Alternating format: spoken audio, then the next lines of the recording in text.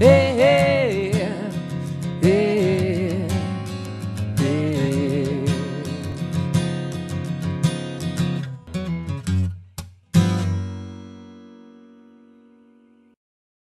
Abra seus ouvidos porque eu sei, pois eu sei que a gravidade não perdoa ninguém. Tentativa de estupro? Oi, Yaro, você enlouqueceu? Ela é minha mulher, doutor Urbano, eu tenho direito. E ela chamou mesmo a polícia? Eu acho que é breve, mas de qualquer maneira eu não quis ficar lá para conferir. Você está me saindo pior que a encomenda. Eu não acredito. Demóstenes!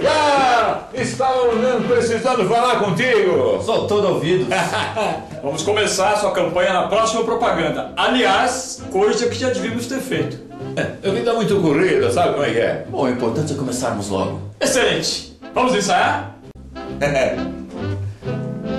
Desculpa, agora vai. Tudo bem, segue. A mim você já conhece, Urbano Galantini, o deputado das artes. Agora vos apresento Demóstenes Prata, minha alma gêmea na política, meu parça. É uma honra estar aqui, doutor Urbano, ainda mais por uma causa tão nobre. Ajudar você, eleitor, a fazer uma melhor escolha. Para federal, eu. Para estadual, Demóstenes. Demóstenes será o meu olho, o meu braço na Assembleia do Estado. Eu garanto. E se ele não for um bom político, nunca mais vote em mim. Não, mas isso não está escrito.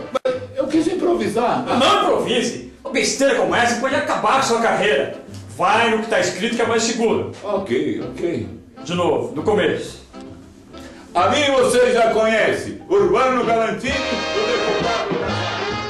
Excelente. Agora é só agendar e gravar.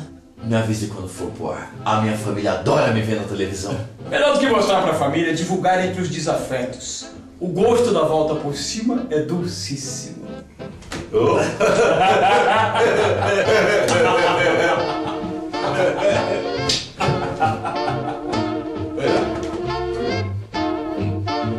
eu sei que a gravidade não perdoa ninguém.